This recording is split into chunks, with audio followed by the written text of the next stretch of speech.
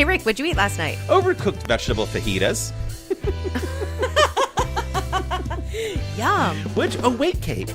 The overcooked vegetable fajitas were accompanied by undercooked black beans and a side of flavorless Mexican rice.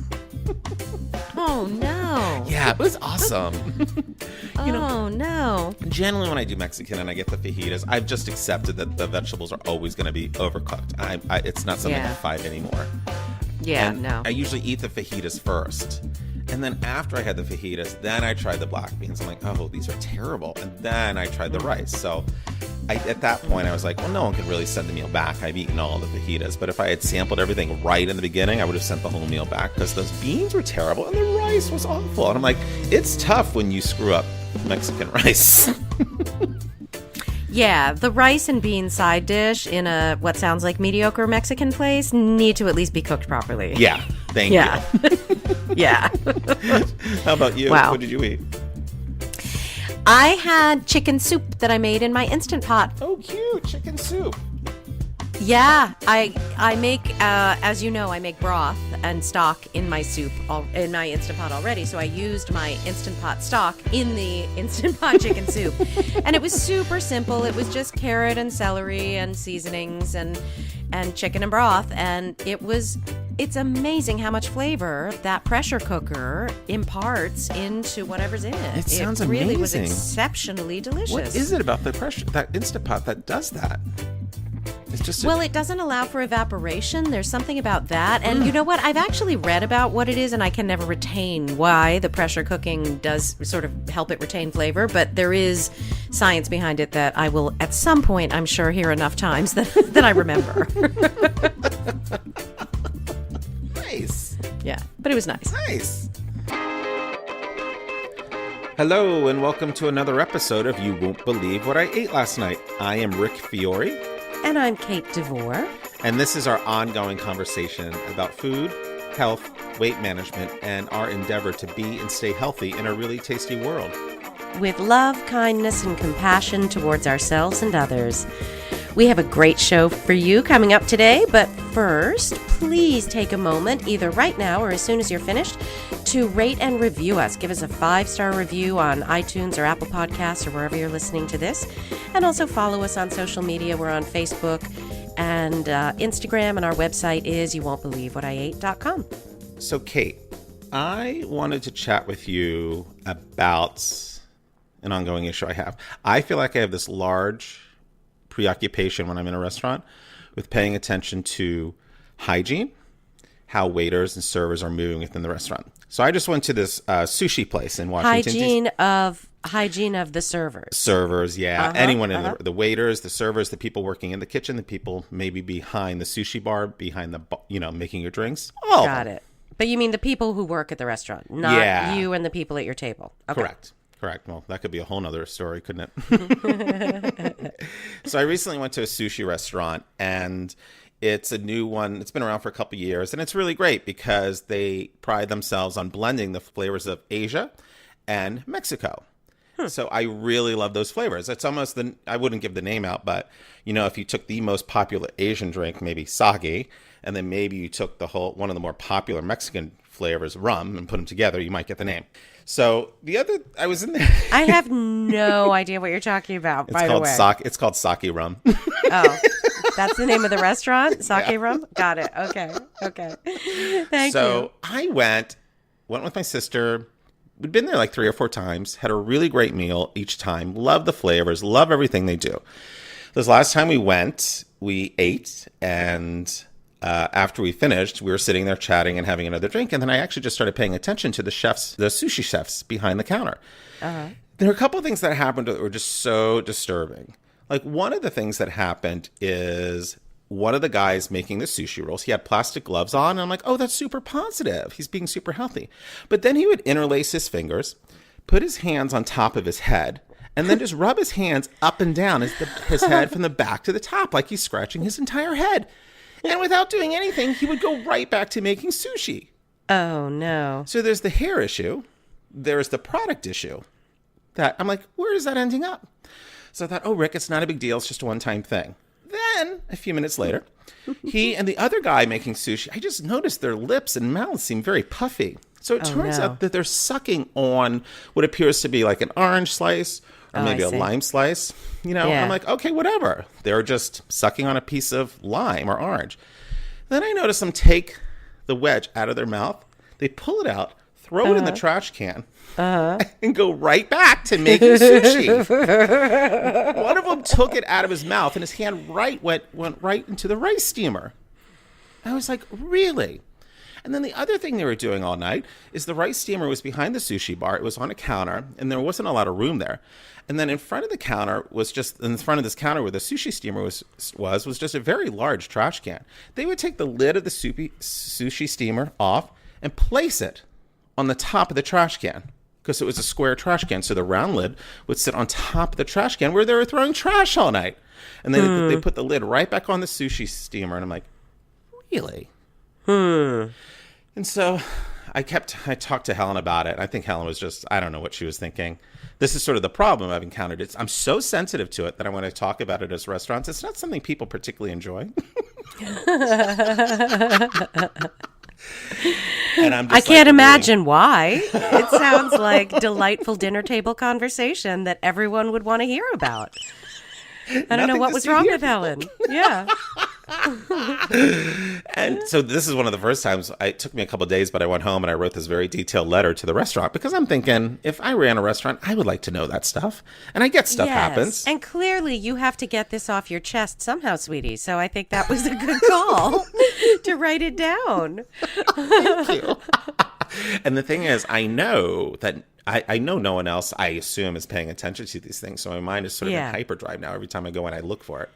I wrote the restaurant, and I got back like a 4 or 5 sentence reply with all the right things. You know, they said, oh, we're sorry. We're going to talk to everyone, blah, blah, blah. So I'm like, okay, good.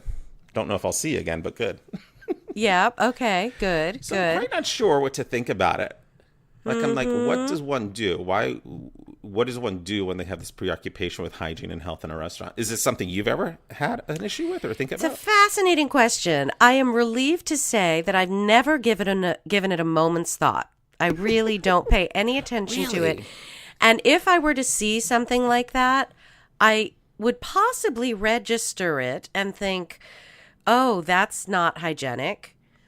But I don't think it would trouble me somehow. And I think that's perhaps related to my ultimate pessimism about what I think has been going on in the back of kitchens that I haven't seen for all these years.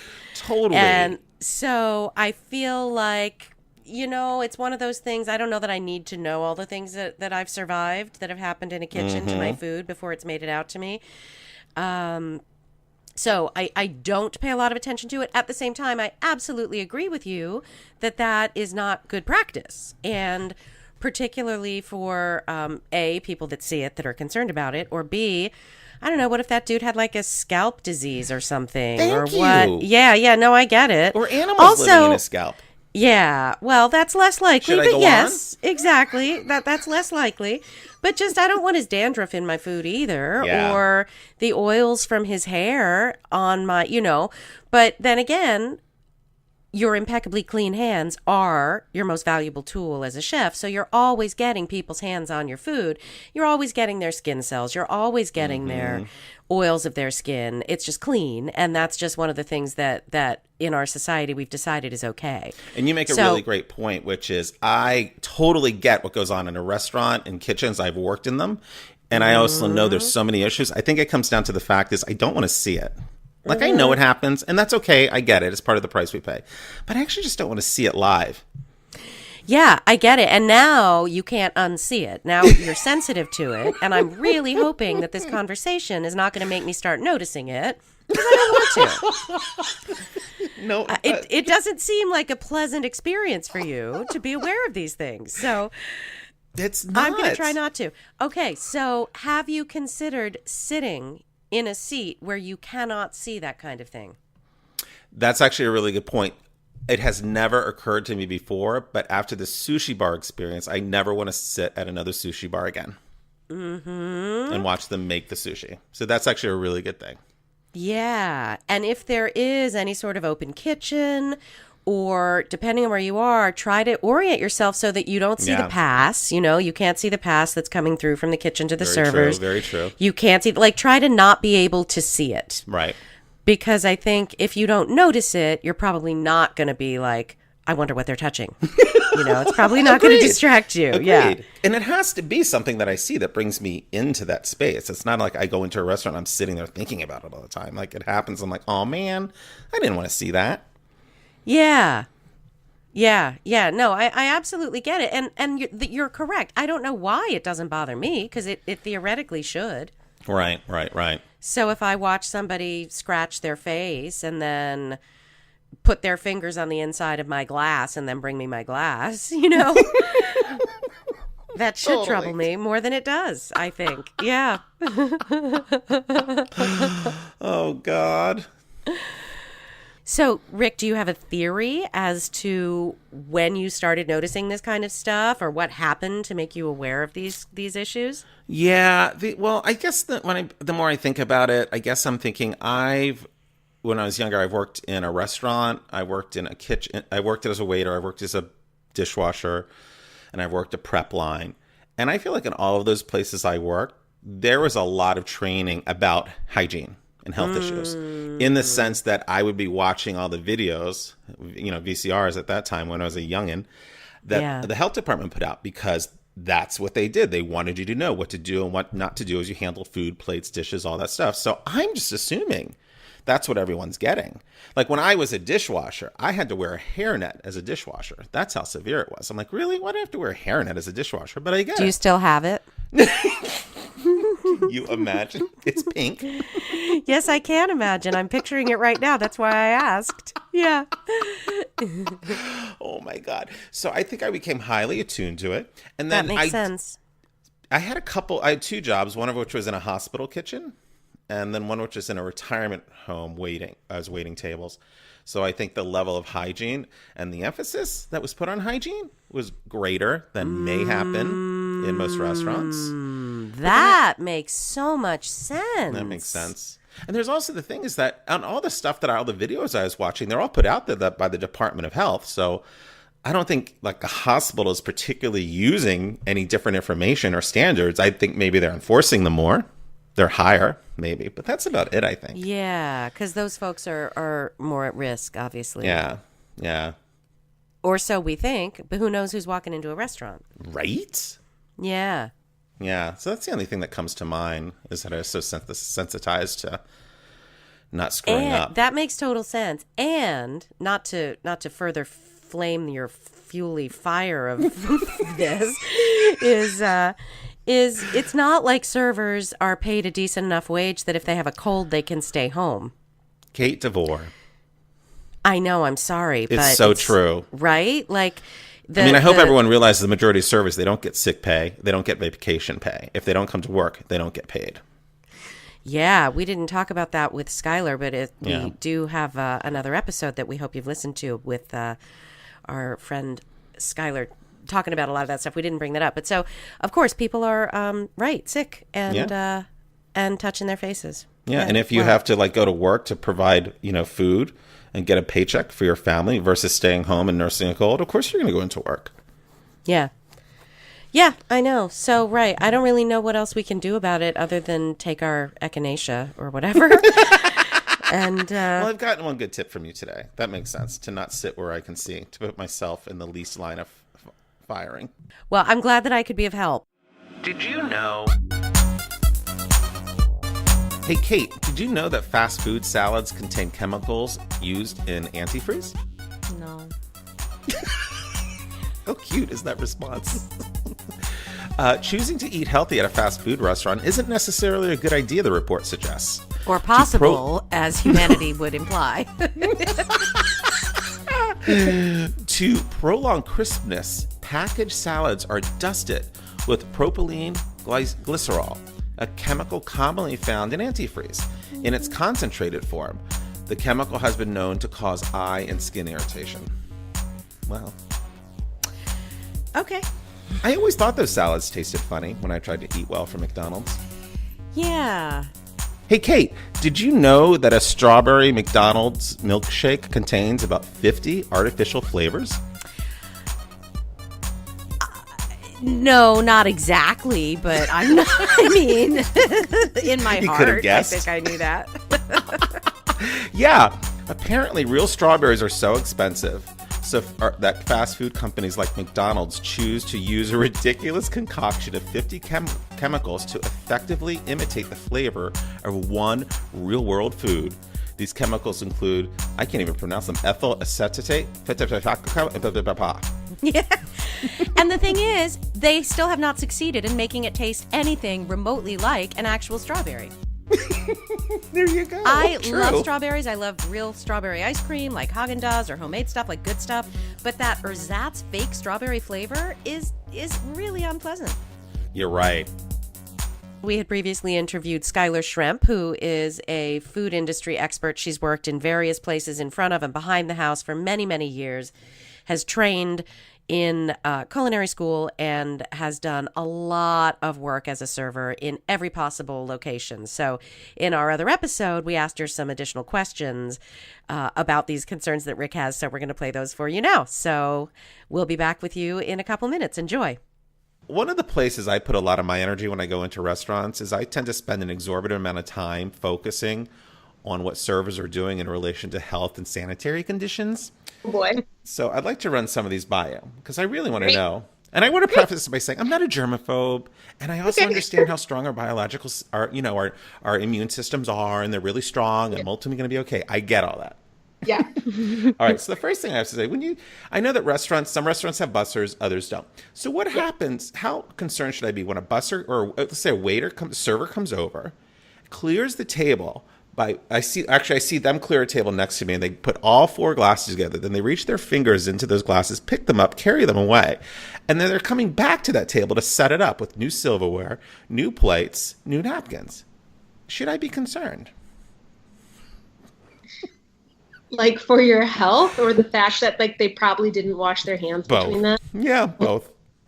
I'm not so much for my health, because I guess I really haven't been sick in restaurants, but I'm like, should they be washing their hands? Do they wash their hands? So I totally hear you. So a couple answers to that question. Number one, anytime you are eating out, there is going to be stuff like that happening, whether it's happening in the kitchen or happening on the floor. You know, the same hands that cleared that plate might be cutting your bread, right? Like servers cut a lot of bread. And this comes into the same conversation about mice and rats. Like, I get that they're there. I just don't want to know about them. Like, I get that happens, but I just don't want to see it. One thing that I would say is that like every restaurant has a lot of sanitation buckets around.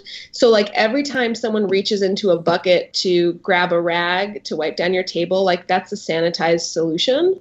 I don't know if that makes you feel better. That does, actually. Yeah. Yeah. I had a friend that really was just couldn't stand if a rag was stained. And I would say that like, just because a rag is stained doesn't mean it's not sanitized. Like rags get stains. It doesn't mean that someone just like mopped up something with that rag. Like some places aren't using bleach anymore. And everyone wants to see that like lily white rag. Mm-hmm. And, you know, I would say just because a rag looks like crap doesn't mean it's not completely clean and completely sanitized. So that said, I have no idea, you know, what other restaurants do or what their laundry situation is. But but there are sanitized solutions all over the place. And, you know, every restaurant has dedicated hand washing sinks. But you're right. Like, I think, like, especially during busy times of service, like, yeah, I mean, that's kind of the omelet breaking the eggs there, I would say a little bit. Here's my next one. To what degree should nose touching or face touching or ear cleaning happen while a server is out in public? Okay, ear cleaning, no. Ear cleaning. Definitely not ear cleaning. I mean, hair, like if your hair falls on your, so servers don't have to have their hair back, right? Like you do if you're in the kitchen. Which I never understood because servers are in the kitchen so much. Right. So there's all these weird blurred lines, right? So technically if you're a server, you're not handling food. But if we're talking realistically, like you're handling food, right? Like maybe you're waiting on an order and the kitchen guy's busy, so you're like, I'm going to pour the Parmesan in this thing. You know, you are handling food. Or we had an issue like at a restaurant I worked at years ago because all the servers were responsible for making the espresso drinks, which automatically made us food handlers. So then they were like, well, you have to wear a hat, you know, if you go over and you make a latte or whatever. So I don't know. I mean, the short answer is the rule is that anytime you touch your face and hands, or you touch your face or your hair or your ears. I don't know. You've seen people touch their ear, like clean their ear. I'm really not making this up. In nice places. Yeah, they must not realize they're doing it. I don't know. All right, here's my next one. Yeah. So, what should I do when I see a server come out of the kitchen chomping on a mouthful of food, particularly while carrying my order to the table? That's weird. Did the food go in before they picked up my plates? And did any hand washing happen there? Is there just like a bowl of donuts next to the door and they put it in their mouth as they were coming out with my plates in their hand?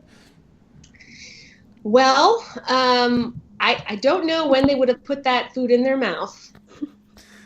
What I will say is that, so let's say, so if you're eating, so number one, let's assume best intentions for one moment. And let's assume that the chef has asked the server to try this thing that they're going to be serving, right? Like that happens. And like maybe the chef has been like, hey, we're trying this new pizza. Everybody come take a bite because I want you to sell this because we got him ramps or whatever. Ramps. Ramps. Should they be chewing it when they're walking to your table with your food? No. Thank you. They should not. Okay. And I would say that like every restaurant I have worked at recently, like there is an area where we're allowed to eat and it is far away from the view of customers. All right. Good to know. I feel awkward. Like it has happened where I've been like, you know, in view of customers, maybe the restaurant's not full and I'm like, you know, I have a snack stash somewhere and I put it in my mouth and I'm always like, no one's looking, eat now, you know? Totally. I would say it's probably not appropriate for someone to be chewing food while serving you. Awesome. All right, here's my final one I want to ask you about. I have a cough drop, you know, and that's something that like you have to do sometimes. But anyway, continue. Totally. All right, so here's my final one I'll ask you about. Yeah. So Skyler, did you know that the armpit is a cesspool of germs and bacteria? And I ask you this. No, I believe it. Yeah. So stick with me on this one. I'll get there. So the human armpit is abundant in apocrine glands, and these glands are associated with parts of your body that there tend to be a lot of hair follicles on, right? Mm-hmm. And so these sweat glands secrete, what they secrete, the germs and bacteria, it tends to be thicker. What they secrete, the sweat they secrete tends to be thicker and more bacteria-ridden than any other part of the body. Okay. So knowing this, Kate just dropped her head into her hands. She's like, he's totally embarrassing me in front of my friends. No, I'm here for this. I love it. Okay, so knowing all of this, that the armpit is a cesspool of bacteria, when a server asks me if I want freshly ground pepper, and then I say yes, and then said server takes the pepper mill out from underneath the armpit from where it was being carried, should I be concerned? And then should I be concerned that said server then uses the pepper mill, puts pepper on my food, and then touches other things in the restaurant? Well, I'm going to throw you a total curveball and say you shouldn't worry about that at all because peppercorns are actually the most bacteria-laden spice that we use. They have more crap on them than anything else, because you know why? Because spices spices have to be handled by hand by the time you get that peppercorn. So I just took a class through like Best answer ever. Yeah. So what's already on that pepper is way crazier than anything that's going to come from anyone else's armpit. So here's what I'd say. The pepper that's coming out of the pepper grinder has not touched the armpit. You don't need to worry about that. In the same way, like it's not that they put the pepper grinder like bottom first under their armpit. So like the whatever's gonna, now should you feel weird about like you holding on to that pepper grinder? I would say if you feel that way about armpits, then yes, you should feel weird about like taking the pepper grinder from them and touching that. But I took a class on acidified food and like pickle making and stuff. And we had to look at like numbers of bacteria per ingredient. So like, you know, an apple is a lot less than broccoli, right? Because broccoli has all those little like leaves and stuff. So broccoli is crazy. Broccoli is crawling with it. Pepper, it's like, you know, the numbers were like 3,000 parts, 20,000 parts. Pepper was like 100,000 parts. Because pepper comes from, you know, places where like it's picked by hand, it's laid out to dry in the sun by hand. Wow. It's just out there. All so right, I would good to know. say that And you can't wash peppercorns, right? Well, I guess you could, but who does? I mean, and they could be like heat treated, I guess, but like spices actually have more bacteria on them than probably anything else we eat. Wow, but good to know. In such small doses. So it's not like you're not likely to get sick from peppercorns, because like how much of it do you actually use? You know, Right. compared to like a head of broccoli that you might eat a head of broccoli in a meal. I don't know if you really like broccoli, but you might have a couple grounds of pepper. All right, that's actually super helpful. I can show you the numbers if you want. I mean, it's crazy. So, yeah, I would worry more about the peppercorns than the armpit. Okay, good to know. Thank you. Super helpful. All right, here's my last question for you, and this doesn't really relate to health or germs or anything, but so when I order food and the server, and I tell the server what I want, and the server responds with either like a loud inhale or a slight chuckle and says, "Huh, that's a lot of food." What should my response be? Tell me more. Because I'm like, are they judging me? Are they saying I'm fat and shouldn't be ordering No, that? That's a lot of food for one guy. Something that you don't. They might know something that you don't. So, like, I would say if you get that kind of reaction, I would just say, like, tell me more. Like, or you know, when they teach you to do active listening, like, I saw you just chuckle. What do you mean by that? You know. Why are you chuckling at my food order? They're not judging you, but like, you might have ordered like something that's the size of your hand, that is the same price and in the same menu category as something that's the size of like a large wooden cutting board. And there's no way that's not going to be clarified on the menu for you, right? Yeah. But I would say like they might just know something, or they might know like oh man, like that shit is spicy, or what, I don't know. They might know that's something good to that know, you because don't. And otherwise I'll just be busy sublimating my rage. So that's good to know. yeah. I think tell me more is an excellent response, because even if they were then being rude, then they're forced to then say something about that. Especially if it's your first time at a restaurant. I mean, if you go there all the time and you are regular and people are like, oh my God, you know, that's different. But like I worked at several pizza places, and some pizza places, like one pizza is like a personal pizza and you eat it. And some places it's not. Some places it's like meant for sharing. So we would get like, if I had a table of 2, order 3 pizzas, I might go, oh, like, okay, cool. Like, have you had our pizza before?